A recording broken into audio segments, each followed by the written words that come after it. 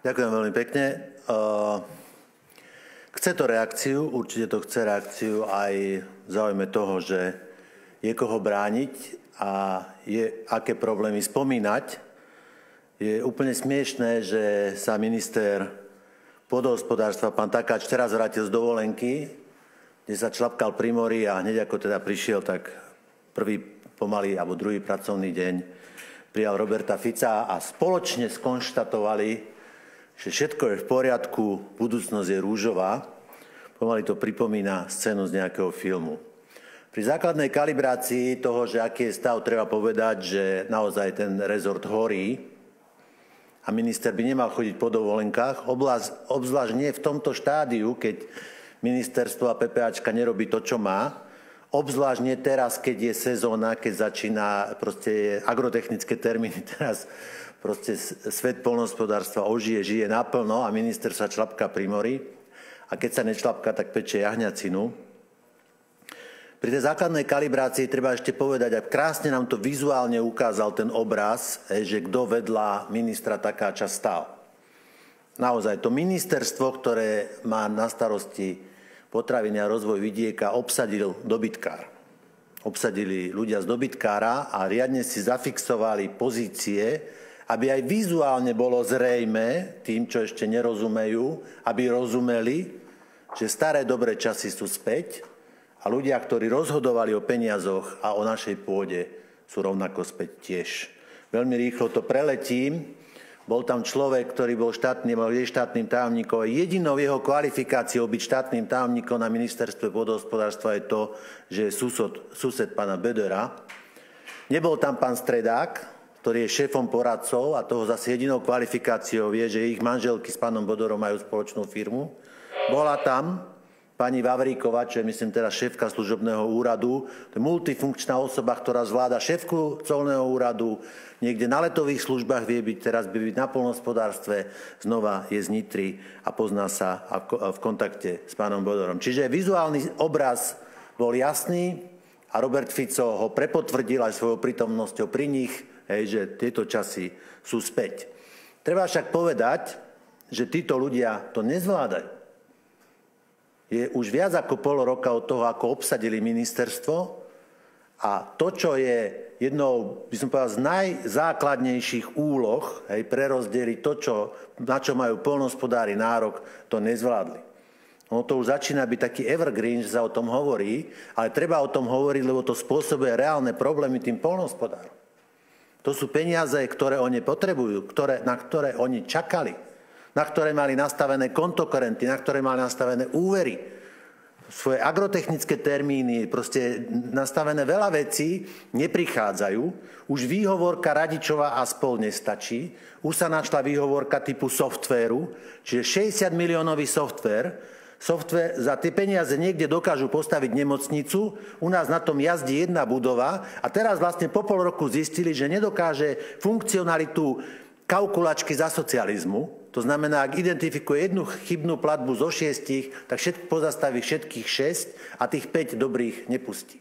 To je taká rozprávka pre malé deti. Rozprávka preto, ktoré môže rozprávať minister Takáč v prítomnosti Roberta Fica naozaj malým deťom, alebo ak si niekto myslí, že ľuďom, ktorí tomu nerozumejú, nechcú rozumieť.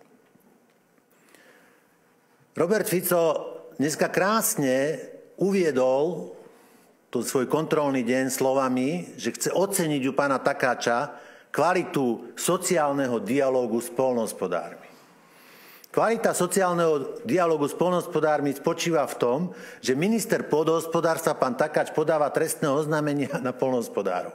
Nech sa páči, nová doba, čašník vyhadzuje hostia. Takže ten minister, ktorý má slúžiť poľnohospodárom, tak im neslúži, ale podáva na nich trestné oznámenie a príde premiér na jeho ministerstvo a chváli ho za to, citujem, za kvalitu a oceňuje kvalitu sociálneho dialógu. Nech sa páči. Nezvládajú to, PPAčka to nezvláda, nestíhajú to, nevyplácajú peniaze, ale viete, čo je zaujímavé? Nestíha vyplatiť to, na čo majú ľudia nárok, tí poľnohospodári, ale stíha teraz rozposielať vratky, sentinely, proste korekcie, chyby z 2017,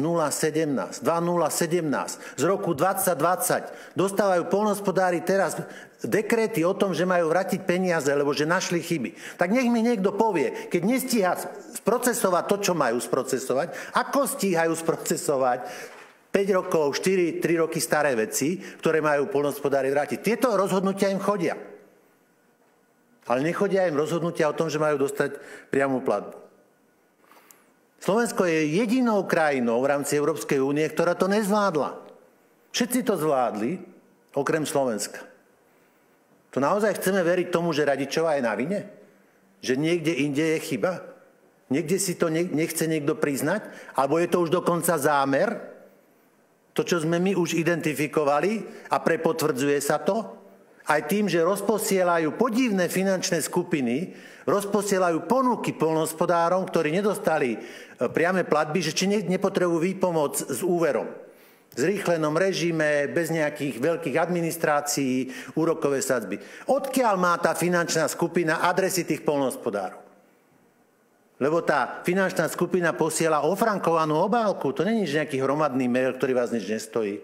To príde ofrankovanou obálkou. Nikto vám nepošle 30 000, 50 000 obálok so známkou, bez toho, aby mal predstavu o tom, že niekde sa môže zachytiť. Niekto cieľene posiela tieto odkiaľ mal adresy. To im vydal tú adresu. Ako je možné, že po tom všetkom, čo sme tu zažili, po tom všetkom, čo sme tu počuli, je riaditeľom na konci po tých rotácií, jak za hokejového zápasu, tej rotácii pristal nakoniec pán Čepko aj riaditeľom PPAčky, človek, o ktorom životnom príbehu podnikateľskom a politickom písal zavraždený novinár Kuciak. Veď to je výsmech, to je presne ako, že velepím vám jednu medzi oči, teraz vám ukážem, kto sme a čo sme. Ako je možné, že po tom všetkom, to z tých 5 miliónov ľudí, ktorých tu máme, nie je nikto, kto by bol schopný robiť riaditeľa PPAčky, to museli nájsť niekoho, o ktorom písal, o jeho podvodoch a spôsobe podnikania a politickej práci Kuciak, ten zavraždený novinár, či už sme zabudli? Tak to je. Tam dneska stáli, tam sa dneska prezentovali, tam dneska premiér oceňoval kvalitu sociálneho dialogu. Ten sociálny dialog nefunguje. Tým poľnohospodárom peniaze nechodia. Chodia im peniaze od PPA, chodia im dekrety o tom, že majú vrátiť peniaze. Mám prípad mladého poľnohospodára z Oravy, ktorý nedostal ekoplatbu. Viete kvôli čomu? Kvôli tomu, že chcel byť dobrý. Presne v zásade, že keď si žiaden dobrý skutok nesmie zostať nepotrestaný. To je zložité na vysvetlenie, len pre ilustráciu poviem. Nebol povinný robiť opeľovače. Nebol. Urobil, lebo povedal, dobre, chce byť v tom trende, chce aj on tomu pomôcť, kúpil sadivo za 110 €, deň sa tomu venoval. Viete, čo mu prišlo z PPAčky? Rozhodnutie, že tým, že to urobil, mu nepriznávajú tú ekoschému. To jeden nepochopí. Rozumiete, že toto vedia poslať rozhodnutie malému poľnohospodárovi, proste buzerácia, pardon za ten výraz, čistá buzerácia ľudí za niečo, to stíhajú. Nestíhajú vyplatiť priame platby. Tým ostatným otázkám, viete, čo je zaujímavé? Dal som si tú prácu, som si tie blúdy vypočul, o priamých platbách sa málo čo rozprával. Táralo sa, rozprávalo sa o zlatej krajine a čo všetko ešte urobia a za čo všetko im bude treba tlieskať. O priamých platbách sa nerozprávalo, tak ja to vyvažujem. O priamých platbách sa treba rozprávať, čo ako nepríjemná téma to je pre nich.